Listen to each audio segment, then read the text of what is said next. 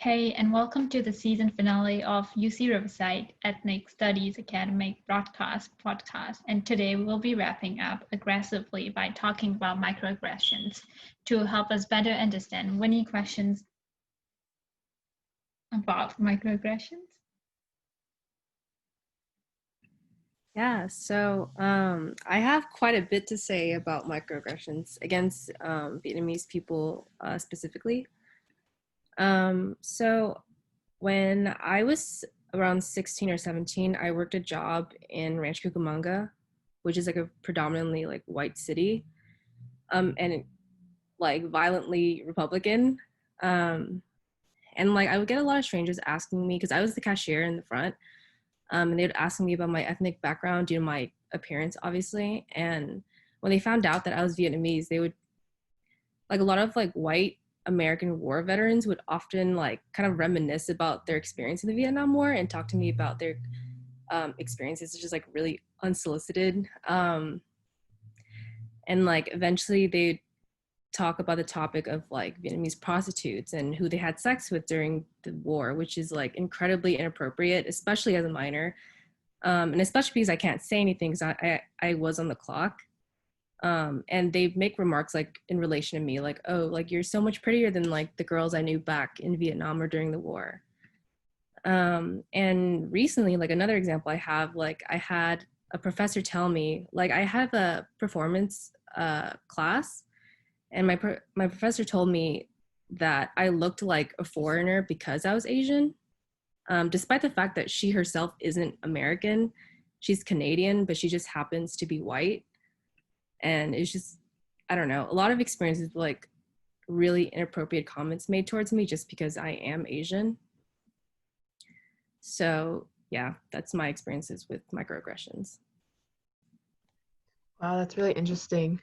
You mentioned how white men desire Asian women because of their exotic and seek because they look exotic and seek romantic relationships. Do you feel that they desire women of other races as well? And if not, do you think that this is due to because they're of Asians having that passive and quiet attitude because of their small and petite body type, or maybe both? Yeah, I mean, I feel that other communities are also fetishized. I mean, for example, Black people are also fetishized, and that's caused by the stereotypes that white people have about them, as well as the stereotypes they have about Asian people. Although I feel like the stereotypes are essentially kind of opposites of each other. Like, for example, Asian women are seen as passive, and their bodies are seen, or like you said, their bodies are seen as very petite, and that feeds into like the docile image that they have for us. Whereas, for example, for Black people, a lot of white women or even white men view Black men as extremely masculine and aggressive, and that I guess is like a turn on for them. And both of those things come with their own consequences. But I would argue that maybe like those Black stereotypes are more dangerous. But that's definitely not to negate any experiences that Asian people have either. Um, and you see like a lot of consequences in like modern day as well. I mean, like you said, Michelle, a lot of like white men desire Asian wives because they're viewed as sexual objects, they're subservient, and they're exotic. And this is a very archaic viewpoint that Asian women's sexuality needs to be domesticated and that they're inherently sexual beings. So I guess the simple answer is like that people are just extremely racist, that many communities are fetishized, but I also wanted to note that we are also capable of fetishizing each other as well. Um, and then I also wanted to dive in a little bit into the historical consequences of Asian stereotyping. Um, it's seen through the sexualization of Chinese women whom were forced to be prostitutes in the late 1800s. And then they were banned from the US for the stereotype, with the Page Law of 1875, for instance. And that law cited that race, gender, and sexuality in barring women for the purpose of prostitution from China, Japan, or any Oriental country. And this basically resulted in uneven sex populations, in other words, gender imbalance, and that caused less American-born Asian children, which caused then the suppression of Asian political power. And it also created the stereotype that Asian men were sexually deviant and that they partook in the same-sex relationships. And obviously this had a very bad connotation as well. And a lot of anti-Chinese movements also led to the Exclusion Act of 1882, and that not only vilified Chinese women as transmitters of venereal diseases and as prostitutes who corrupted white men and boys, but also cast suspicion on Chinese men's sexual practices and gender embodiment due to their hair and clothing styles and their feminized work as laundrymen and domestic help.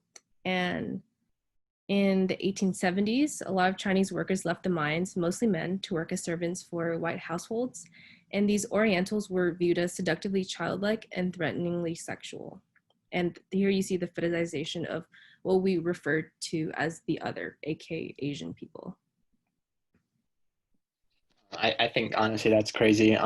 Just from listening to a viewpoint of someone who's been through it, especially the stories you were telling me about working as the hostess, I believe, and hearing those kinds of remarks at you. But I also I can see where it's coming from, just in that how many friends I have and how stuff I hear about this fetishizing Asian women, and not only Asian women, I hear a lot of fetishizing Asian men, as Eli talked about earlier too, and I do think that there's definitely a problem here. So with this, I've been noticing that BTS and Blackpink have been getting very big in America lately. So can I ask you about that? Yeah, I think specifically with boy bands like BTS, I think the sexualization of Asian men now is a newfound thing in America, at least. It's strange to see because now Asian men are deemed as attractive. However, it's not very respectful in the way that they get fetishized. In terms of Blackpink, I mean, they're a girl group. So I guess people just view them in the same way. I mean, from what I hear about the K-pop industry, they are trained to be very fit and very skinny. And I guess that also fits the image that they already have of Asian women. But it is interesting, the phenomenon that has occurred after I guess BTS has been really popularized in America. Yeah, and just to add on to that, I will say that yes, the K-pop industry is very competitive and also pretty abusive.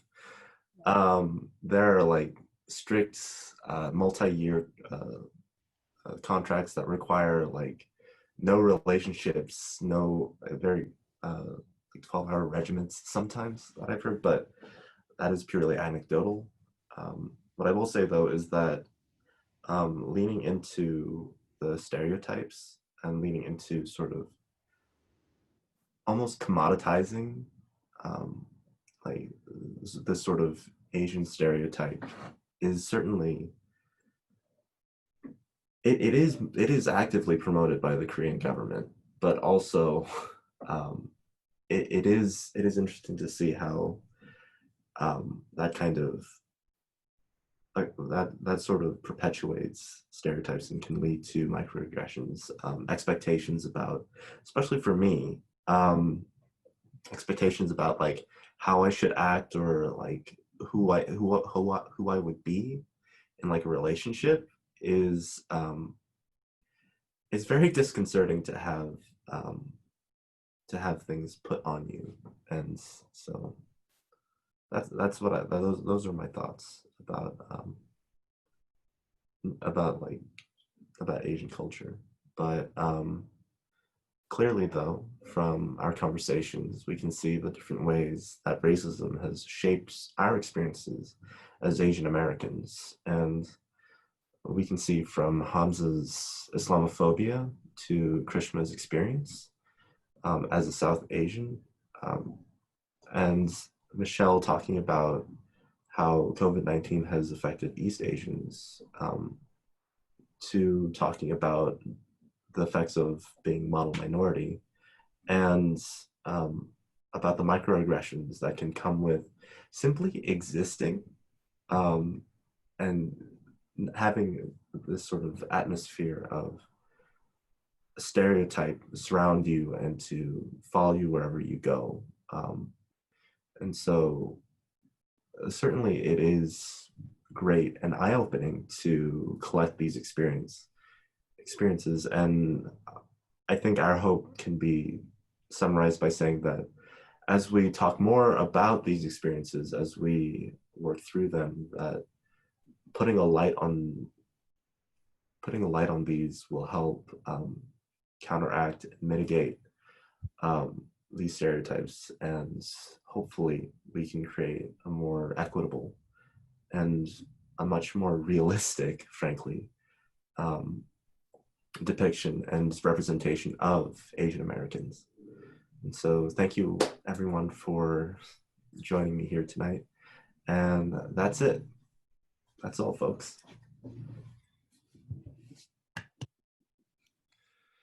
Okay.